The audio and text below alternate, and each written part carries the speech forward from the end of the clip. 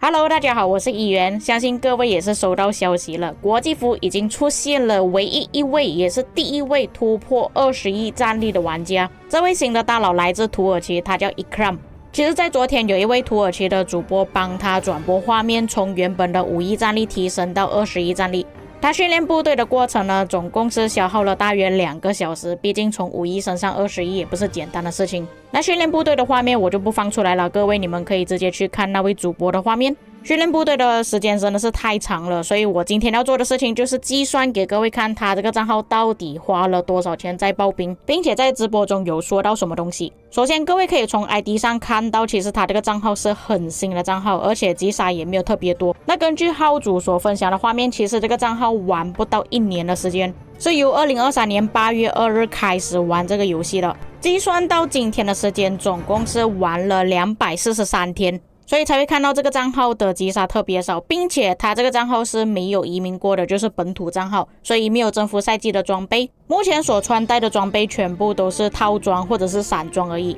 不过阵亡记录暂时还没有这么多，不过相信他已经提升到20亿战力之后会阵亡更多啦。这个是他相册里面拥有的照片，并且下面有一张图片就有说到他不会检查他的私信，因为他很忙，所以有很大可能你们去联络他，他是不会回复的啦。中间那张照片就是他本人，如果各位想要看他的正面，可以直接去那位主播的直播那边查看，他是有开摄像头的。不过其实这边少了一张照片，等一下我会跟你们分享他原本有哪一些照片是在里面的。先说一下这一次影片的重点，原本他的战力有 5.3 亿，并且面板上的资源全部都是已经超过1000亿了，1001亿的玉米，1069亿的木材，677亿的木头，614亿的金币，并且拥有1.58亿的宝石。你们知道这个是什么概念吗？我帮各位换算一下他手头上的宝石到底值得多少钱。我们用礼包的价格来计算，如果是买到3个黄金的礼包，总共是384.93美金。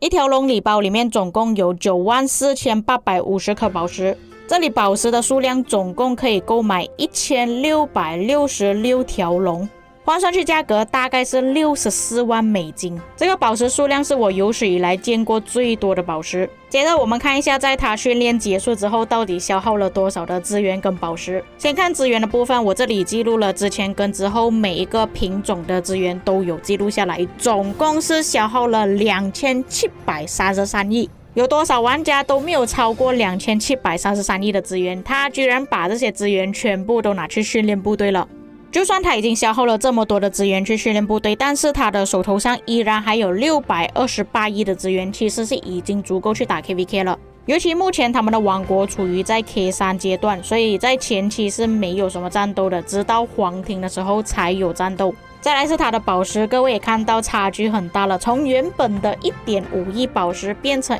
167万宝石，总共消耗了156373755颗宝石。换算去礼包总共是消耗了1649条龙，如果换算去价格总共是消耗了634749.57美金。他只是光靠1天时间就已经消耗了63万美金，这是一个很恐怖的数字，在1天之内花光。并且如果你是把这个钱拿去买房子买车的话，我觉得还比较值得。问题是他是把这个钱丢在这个垃圾游戏上面遇到这样子的大佬啊，莉莉丝热狗肯定睡觉都会笑着起来。在兵种方面，骑兵、步兵、工兵分别都有超过6000万以上，只是 T5 的工程车就已经有31万了。不过他的账号也不是全部都是 T5， 有一些 T4 跟 T1。总数在他的城市里面有19535万339的部队，所以不管是哪一位玩家都好，只要碰到他的城市就会直接融化。他的城市也算是整个游戏里面最安全的城市了。那刚刚你们还记得我有讲过，在他的相册里面其实少了一张照片，其实那张照片呢，就是拍他的书包里面到底有多少的流光彩券。不过根据他这张截图的宝石来看，应该是还没有购买礼包之前。不过当然的，为了满足大家的好奇心，我也是帮各位计算了他这里的流光彩券总共是花了多少钱。我用白色字体标记了每一个价格，红色字体是拿到的数量乘以价格出来的总数。所以各位这边你们看到的画面总共是消耗了219303.37美金。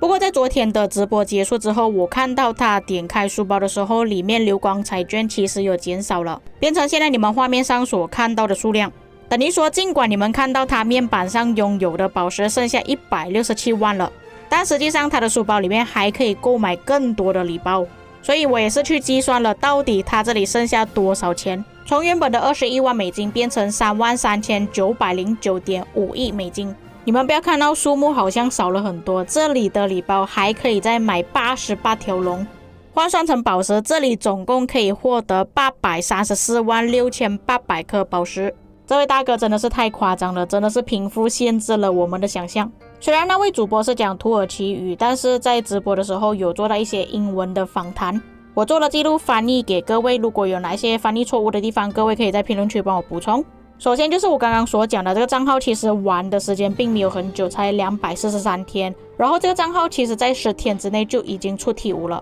不过据我了解，10天之内出体无好像不是最快的速度，听说之前有一个3天就出体无了。那他这一次爆兵的目的是为了什么？他想要成为打破所有记录的玩家，其中包括战力最高的玩家、MGE 分数最高的玩家、训练部队最高的玩家、前置分数最高的玩家、宝石消耗最多的玩家。当然相信各位也是好奇这位大佬到底是做什么工作的，为什么这么有钱。那其实这位玩家他也是主播，不过是做博弈类的，就是跟赌博方面有接触了，据说是犯法的，而且在 YouTube 上也是可以搜索到他的频道，如果各位有兴趣的话可以去看啦。不过他讲的全部都是土耳其文，跟赌博相关的一般都是很有钱，不然就是已经穷到要跑路了，显然他是前者。不过关于他的工作更详细的内容就没有透露了，有可能你们去问一下他，看他会不会回答你们。接下来还有说他们 KVK 的事情啊，因为他们这一次的敌人就是狂山，他有说到这一次的敌人很强，很难被击败，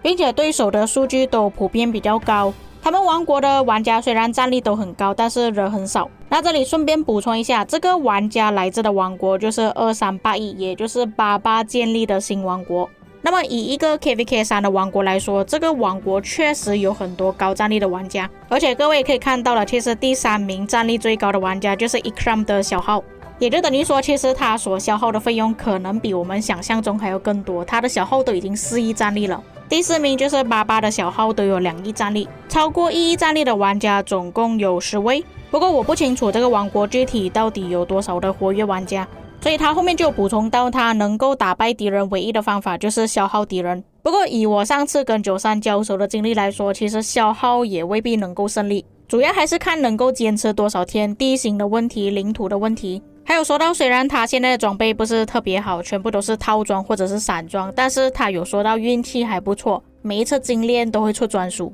或许这个跟他的职业有关吧，就是靠运气可以拿到更多更好的东西。那最后再讲一个比较有趣的东西，这一次他爆兵全程都是手动去爆兵的，没有开任何的模拟器或者是连点器。那我们计算一下，他原本总共有 1.5 亿的宝石，然后他每一次训练部队是消耗1500颗宝石。至于为什么要训练1404的部队呢？就是为了卡这天数。为什么要这样子做呢？因为你买24小时的加速其实比较省宝石。举个例子，如果你是买3个8小时的加速，总共就要消耗1800颗宝石，但是你直接购买24小时加速就可以省下300颗宝石。这就是为什么要训练1404个部队的原因。那我们就拿原本他拥有的宝石除以1500颗宝石，他总共点击这个按钮104249次了。这个玩家的手指明天应该是废掉了。以上就是本期内容，至于各位对于这个新的大佬 Ikram 有什么看法，可以在评论区给我知道。如果一些数据我有计算错误的话，可以在评论区帮我补充。我们下个影片再见。